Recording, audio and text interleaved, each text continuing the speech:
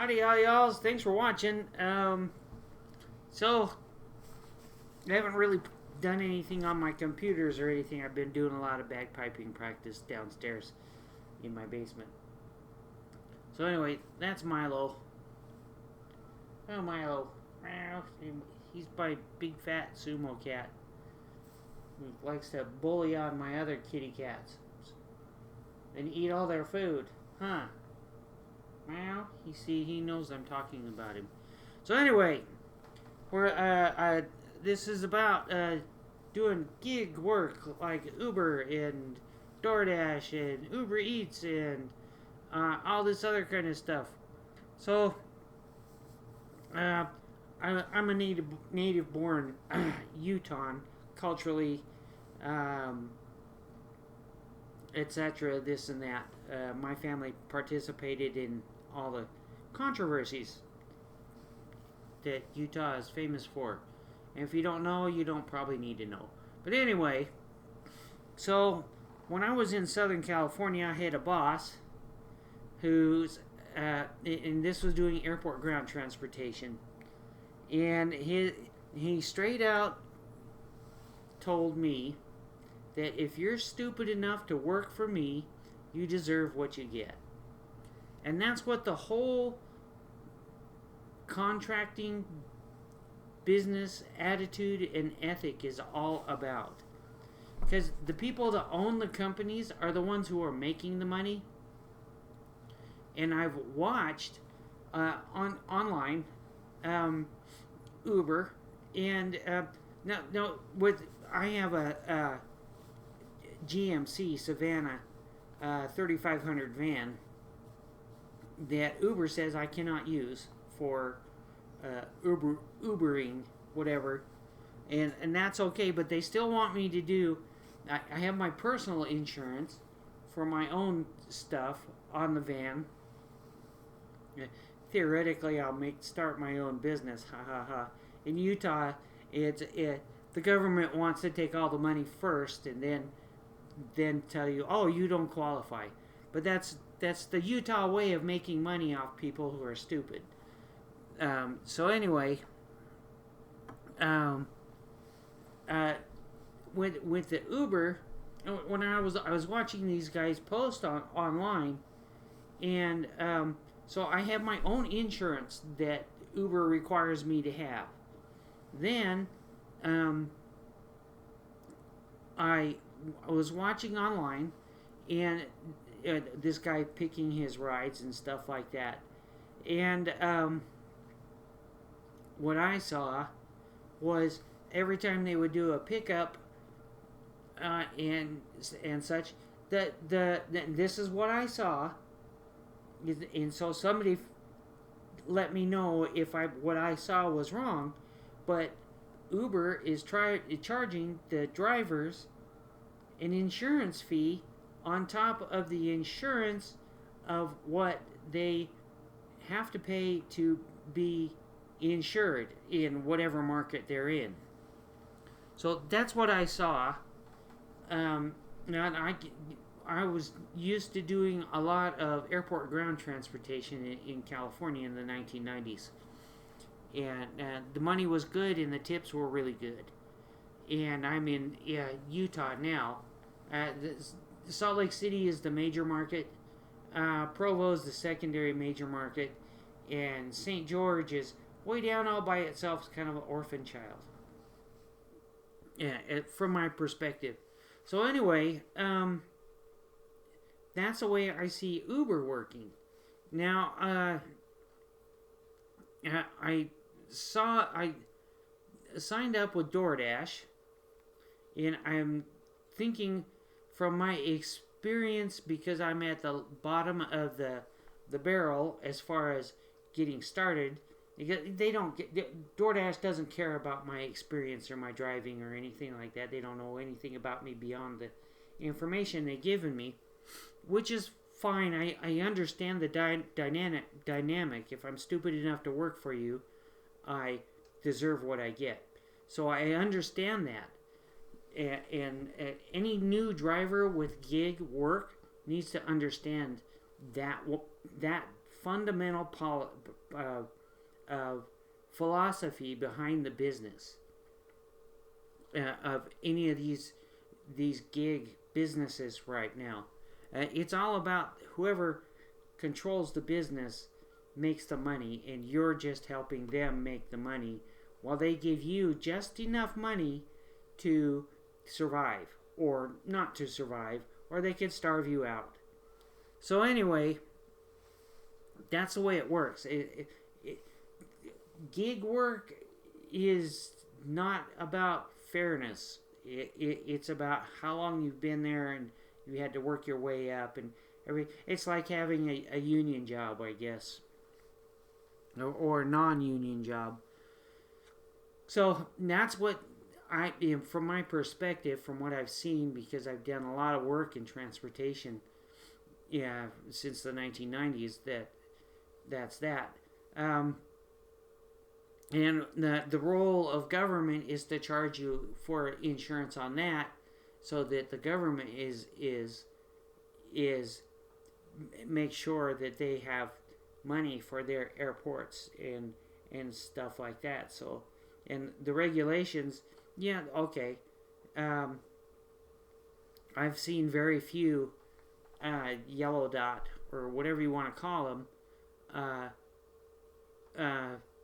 businesses at the Salt Lake International Airport. I see a lot of taxis who are competing with each other on that level, but they're all licensed and belong to a company, which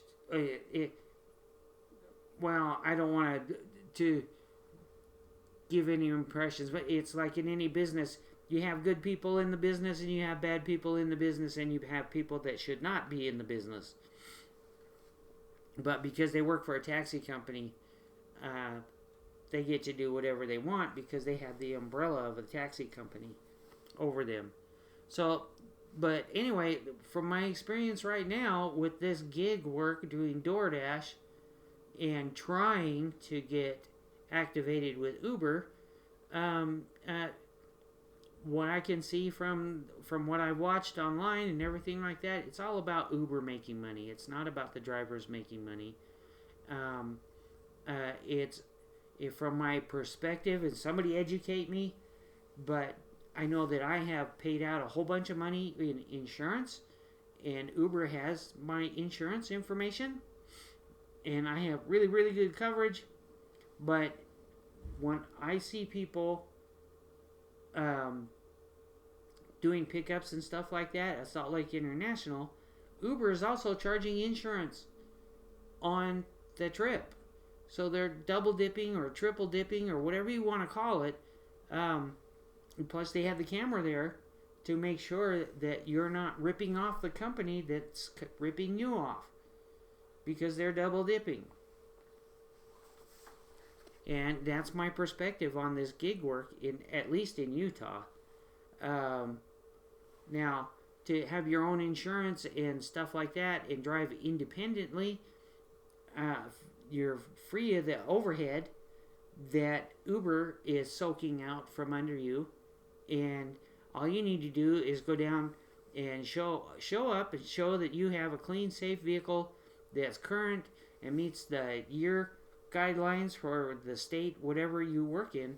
But there's no need to be part of the collective in these kind of services. It's just a little bit more expensive, but then you can do whatever you want. You can build your own clientele. You can build almost everything else independently, because Uber, DoorDash, Grubhub, all these other gig work stuff, it's just you need to develop your own clientele instead of feeding all of your extra money to these companies that are triple dipping you. You know, and like my old boss said, if you're stupid enough to work for me, you deserve what you get. So this gig work stuff is all falling apart around everybody's ears, you know, and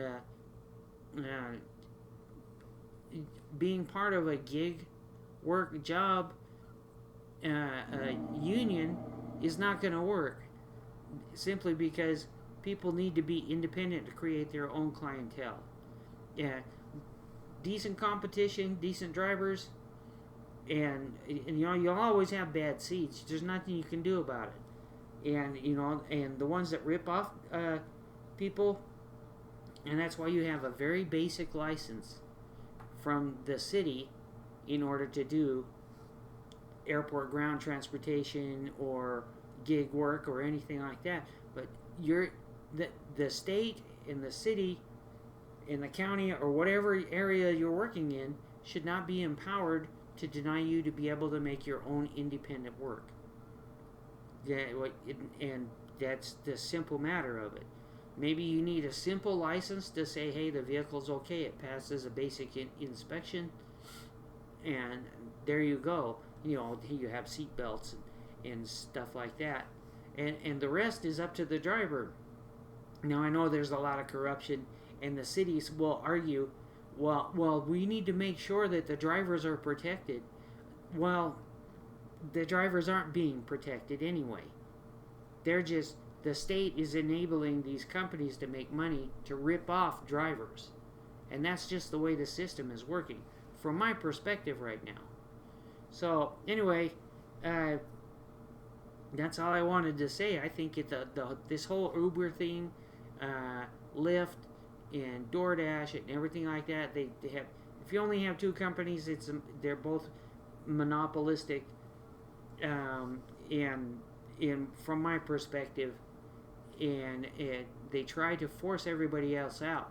If you go to Salt Lake International Airport, you see more taxis than anything else. You see a couple of Mercedes vans and stuff like that, and these people have probably paid out a whole bunch of money for not being able to do freedom-based work. In other words, you're enabled to make your own money instead of having everybody take their piece of pie out and leave you with the last quarter, 25 cents. And then they say, you need to be happy with what you got. So if you're stupid enough to work for these people, you deserve what you get. And that's my opinion. And that's why I'm going back to regular work in the transportation industry. If I can get past whatever I need to work on right now to get back to work at doing what I do best. I'm a good driver. And there it is. Thanks for watching. And, all these other gig work things. I've tried driving from Tremonton down to Logan to Brigham City, through the other little cities that are intermediate between there, doing DoorDash and working a full day and cruising through trying to find any hotspots. There's no hotspots. Everything's taken up.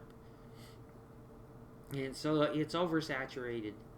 And I don't think you're going to make money doing it unless you're already in the top tier and you started in 2017 and you're at the top and you have 400,000 drop-offs and stuff like that, which is honorable and decent and good to go. But from what I've seen online, is people talking about gig work who have gotten out of gig work because the gig work became unworkable. It's oversaturated, saturated in the northern Utah market, from my perspective. And there it is. Thanks for watching, and that's the end of my ramble. Have a good day, and drive careful.